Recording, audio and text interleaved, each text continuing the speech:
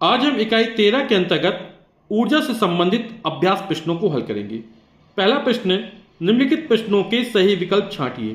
का नंबर है, किया गया कार्य निम्नलिखित में किस पर निर्भर करता है। तो कार्य कहते किसे, किसी वस्तु पर बल लगाकर बल की दिशा में विस्थापित कर देने की प्रक्रिया को कार्य कहते हैं। तो कार्य बराबर होता बल गुणे बल की दिशा में विस्थापन। तो यानी जो कार्य होगा बल और विस्थापन निर्भर करेगा, तो यहां पर इसका जो दूसरा विकल्प होगा वो सही हो जाएगा। खा नंबर, निम्नलिखित में किस दशा में कार्य नहीं हो रहा है। गेंद को आगे खिसकाना, इसमें कार्य हो रहा है। धनुष से तीर चलाना, इसमें भी कार्य हो रहा है। बोझ को सिर पर रखकर चलना, तो इसमें कार्य नहीं हो रहा। क्यों? क्योंकि जब बल और विस्थापन के बीच 90 अंश का कोण बनता है तब किया गया कार्य शून्य होता है। जैसे कुली सिर पे सामान रख के चल रहा है या कोई बोझ सिर पे रखकर चल रहा है तो बोझ जा रहा है और यहां विस्थापन इस दिशा में हो रहा है, तो ये जो कोण बन रहा है वो 90 अंश का कोण बन रहा है। तो आप लोग आगे जाके पढ़ेंगे W बराबर एफ एस कॉस थीटा। तो थीटा यानी कॉस थीटा 90 हो जाए, कॉस 90 का मान 0 होता है। तो इसलिए जब बल और विस्थापन के बीच 90 अंश का कोण बनता है तब किया गया कार्य कितना होता है, शून्य होता है। तो बोझ को जब सिर पर रखकर चलेंगे तो कार्य नहीं हो रहा है। तो यहां पर इसका जो थर्ड ऑप्शन है वो सही हो जाएगा। गा नंबर, जैव मात्रा किसे कहते हैं। फसलों को, फसलों के अवशेष को, तो ये सेकंड ऑप्शन सही हो जाएगा। फसलों के अवशेष को जैव मात्रा कहते हैं, बायोमास कहते हैं। घ नंबर, शरीर का ताप बनाए रखने में सहायक है। जंतु अपशिष्ट जो अपने शरीर होता है उसके ताप बनाए रखने के लिए क्या सहायक हो सकता है, भोजन सहायक हो जा सकता है, तो भोजन हो जाएगा।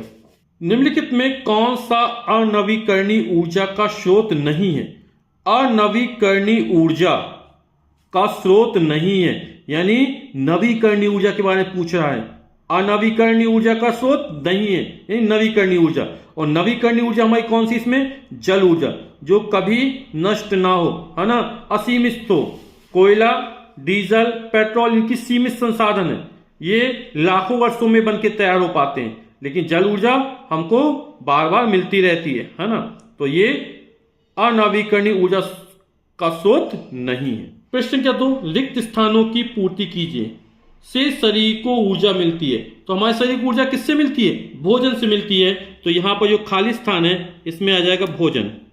प्रकाश की उपस्थिति में अपना भोजन बनाते हैं। तो जो हरे पौधे होते हैं वो प्रकाश की उपस्थिति में अपना भोजन बनाते हैं, तो खाली स्थान में आ जाएगा हरे पौधे।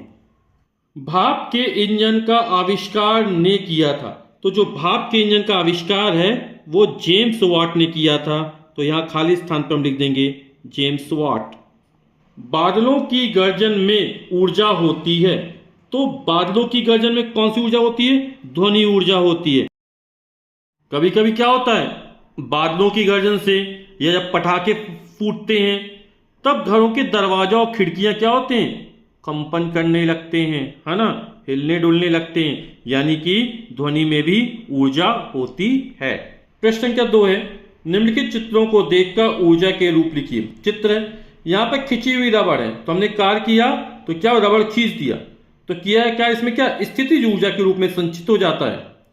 और बहता हुआ पानी, जब कोई वस्तु गतिमान होती है तो उसकी गति क्या, उसमें गतिज ऊर्जा होती है। तो पानी बह रहा है तो इसमें गतिज ऊर्जा होगी और इसमें स्थितिज ऊर्जा होगी। स्थितिज ऊर्जा और गतिज ऊर्जा को हम यांत्रिक ऊर्जा भी कहते हैं। तो स्थिति ऊर्जा गति ऊर्जा में बदलती रहती है, गति ऊर्जा स्थिति ऊर्जा में परिवर्तित होती रहती है। अब एक गतिमान तीर है और चाबी भरने के बाद ये भी गतिमान हो जाएगा। चाबी भरने के पहले जब हम चाबी भर रहे हैं तो इसमें प्रत्यास्थ स्थिति ऊर्जा आती है, और जैसे चाबी भरने के बाद इसको छोड़ देंगे तो ये गतिमान हो जाएगी। तो तीर भी गतिमान है, ये भी गतिमान हो जाएगा। तो यानी कौन सी ऊर्जा होगी, किसी वस्तु में उसकी गति के कारण जो ऊर्जा होती है उसे गति ऊर्जा कहते हैं, तो इसमें गतिज ऊर्जा है। ये भोजन है, भोजन से हमको ऊर्जा मिलती है। सेल है, इससे बल्ब जलते हैं, इन दोनों में ही रासायनिक ऊर्जा होती है। अब यहां पे स्वरित का चित्र है, ट्यूनिंग फॉर्क का। तो जब इसको आघात करते, इस पर टक्कर मारते हैं, है ना, तो ये कंपन करने लगता है, तो इससे क्या ध्वनि उत्पन्न होती है। तो यहां पर ये ध्वनि उत्पन्न कर, कैसे उत्पन्न होती है, जब इस ट्यूनिंग फॉर्क को आघात किया जाता है। तो यहां पे जो ऊर्जा उत्पन्न है वो कौन सी ऊर्जा है, ध्वनि ऊर्जा है। प्रश्न संख्या 3 है, निम्नलिखित में से ऊर्जा के नवीकरणीय तथा अनवीकरणीय स्रोत को छांट कर लिखिए। तो नवीकरणीय ऊर्जा स्रोत को असीमित ऊर्जा स्रोत भी कहते हैं और ये कभी नष्ट ना होने वाले स्रोत हैं। और अनवीकरणीय ऊर्जा स्रोत जिसका नवीकरण नहीं हो पाता, यानी इनके स्रोत कैसे हैं? सीमित हैं। तो वायु हमारा नवीकरणीय ऊर्जा स्रोत में आ जाएगा, कोयला अनवीकरणीय में आएगा, जल हो जाएगा, सौर ऊर्जा हो जाएगी। तो वायु, जल और सौर ऊर्जा ये नवीकरणीय स्रोत में आ जाएंगे, कोयला, डीजल, पेट्रोल अनवीकरणीय ऊर्जा स्रोत में आ जाएंगे। प्रश्न संख्या 4, निम्नलिखित प्रश्नों को पूरा कीजिए। तो निम्नलिखित फ्लो चार्ट भरिए। ये ऊर्जा के स्रोत, अभी हमने जाना कि ऊर्जा के स्रोत दो प्रकार के होते हैं, नवीकरणीय ऊर्जा स्रोत और अनवीकरणीय ऊर्जा स्रोत। तो नवीकरणीय ऊर्जा स्रोत के उदाहरण क्या हो जाएंगे? जल ऊर्जा हो जाएगी, सौर ऊर्जा हो जाएगी, पवन ऊर्जा हो जाएगी, है ना। और अनवीकरणीय ऊर्जा स्रोत में क्या जाएंगे? पत्थर का कोयला हो जाएगा, पेट्रोल हो जाएगा, डीजल हो जाएगा। इस चित्र में यांत्रिक ऊर्जा के हमको उदाहरण लिखने हैं। तो किसी वस्तु की स्थिति या गति के आधार पर उसके द्वारा कार्य करने की जो क्षमता होती है उसके रूप में यांत्रिक ऊर्जा को परिभाषित किया जाता है। यांत्रिक ऊर्जा दो प्रकार की होती है, गति ऊर्जा और स्थिति ऊर्जा। गतिमान रेलगाड़ी, गतिमान तीर, ये गति ऊर्जा हो जाएगी इसमें, क्योंकि गति की अवस्था में किसी वस्तु में उसकी गति के कारण जो ऊर्जा होती है वो गति ऊर्जा कहलाती है। और किसी वस्तु की स्थिति या विशेष अवस्था के कारण जो ऊर्जा होती है उसे स्थिति ऊर्जा कहते हैं। तो खिंची हुई रबर बैंड में और संपीड़ित स्प्रिंग में स्थिति ऊर्जा हो जाएगी। और यांत्रिक ऊर्जा दो प्रकार की होती है, गति ऊर्जा और स्थिति ऊर्जा। दिए गए चित्र में ऊर्जा के विभिन्न रूपों को लिखिए। ऊर्जा के विभिन्न रूप हो जाएंगे रासायनिक ऊर्जा, यांत्रिक ऊर्जा, प्रकाश ऊर्जा, ध्वनि ऊर्जा, विद्युत ऊर्जा, ऊष्मीय ऊर्जा। इसके अलावा भी बहुत सारी ऊर्जाएं हैं। दिए गए चित्र में कार्य के तीनों पद्धति में मात्रक लिखिए। तो एम की पद्धति, लंबाई का मात्रक मीटर, द्रव्यमान का मात्रक किलोग्राम और समय का मात्रक सेकंड लिया जाए, ऐसी पद्धति को एम की पद्धति कहते हैं। तो कार्य का मात्रक क्या हो जाएगा? कार्य बराबर होता है बल गुणे बल की दिशा में विस्थापन। और बल F बराबर तो द्रव्यमान गुणे त्वरण। द्रव्यमान का मात्रक होता है किलोग्राम,